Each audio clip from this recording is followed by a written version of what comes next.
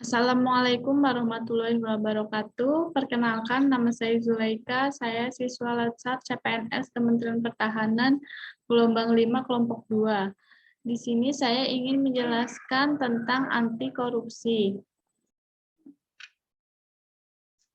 Sebelumnya, apa teman-teman tahu apa itu korupsi dan apa itu tindak pidana? Jadi, korupsi adalah kerusakan, kebobrokan, kebusukan. Korupsi sering dikatakan sebagai kejahatan luar biasa. Salah satu alasannya adalah karena dampak yang luar biasa menyebabkan kerusakan baik dalam ruang lingkup pribadi, keluarga, masyarakat, dan kehidupan yang lebih luas. Kerusakan tersebut tidak hanya terjadi dalam kurun waktu yang pendek, namun dapat berdampak secara panjang. Sedangkan apa itu tindak pidana? Tindak pidana adalah suatu perbuatan yang diancam dengan pidana oleh undang-undang, bertentangan dengan hukum, dilakukan oleh seseorang yang bertanggung jawab. Berikutnya ada dampak perilaku dan tindak pidana korupsi. Melambatnya pertumbuhan ekonomi suatu negara, menurunnya investasi, meningkatnya kemiskinan, meningkatnya ketimpangan pendapatan.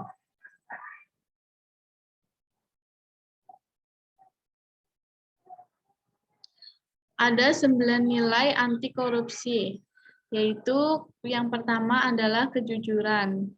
Jadi, kita harus jujur dalam melakukan pekerjaan kita agar terhindar dari korupsi. Yang kedua ada kepedulian. Kepedulian kita untuk memperbaiki di lingkungan satuan kerja kita agar tidak ada korupsi. Yang ketiga ada kemandirian, yaitu menggunakan sarana yang memadai untuk melakukan pekerjaan supaya tidak terjadi KAN atau korupsi. Yang keempat ada kedisiplinan, yaitu kita harus disiplin dalam pekerjaan kita agar tidak menimbulkan suatu tindak korupsi. Terus yang kelima ada tanggung jawab, bertanggung jawab dengan pekerjaan kita agar tidak ada korupsi. Dan keenam, kerja keras. Bekerjalah dengan keras dalam melaksanakan tugas kita agar tidak menyalahgunakan kekuasaan kita. Berikutnya yang ketujuh ada kesederhanaan. Hidup sederhana dan tidak bermewah-mewahan agar tidak terjadi korupsi karena selalu kekurangan uang. Yang kedelapan ada keberanian. Berani menolak korupsi yang ada di sekitar kita dan berani memberitahu siapapun agar tidak melakukan korupsi. Yang kesembilan ada keadilan. Adil dalam memperlakukan semua orang dan tidak membeda-bedakan untuk mengatasi tidak terjadinya korupsi. Berikutnya ada jenis-jenis korupsi menurut Syed Hussein Alatas.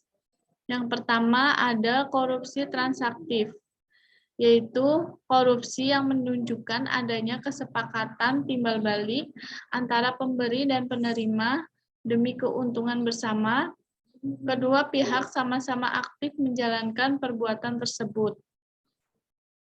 Yang kedua ada korupsi ekstraaktif, yaitu korupsi yang menyertakan bentuk-bentuk koersi atau tekanan tertentu di mana pihak pemberi dipaksa untuk menyuap guna mencegah kerugian yang mengancam diri, kepentingan orang-orangnya, atau hal-hal yang dihargai.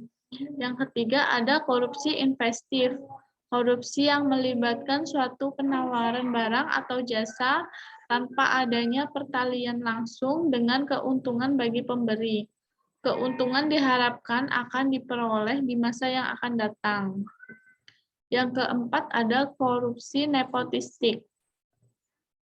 Korupsi berupa pemberian perlakuan khusus kepada teman atau yang mempunyai kedekatan hubungan dalam rangka menduduki jabatan publik, atau perlakuan pengutamaan dalam segala bentuk yang bertentangan dengan norma atau peraturan yang berlaku. Yang kelima ada korupsi autogenik, yaitu korupsi yang dilakukan individu karena mempunyai kesempatan untuk mendapat keuntungan dari pengetahuan dan pemahamannya atas sesuatu yang hanya diketahui sendiri. Yang keenam ada korupsi suportif. Korupsi suportif adalah korupsi yang mengacu pada pendapatan suasana yang kondusif untuk melindungi atau mempertahankan keberadaan tindak korupsi yang lain. Yang terakhir ada korupsi defensif, yaitu korupsi yang terpaksa dilakukan dalam rangka mempertahankan diri dari pemerasan.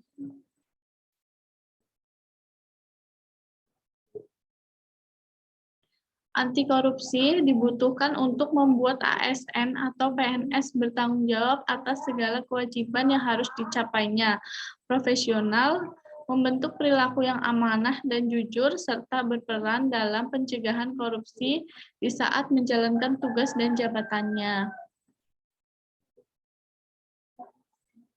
Sekian dari saya. Terima kasih. Wassalamualaikum warahmatullahi wabarakatuh.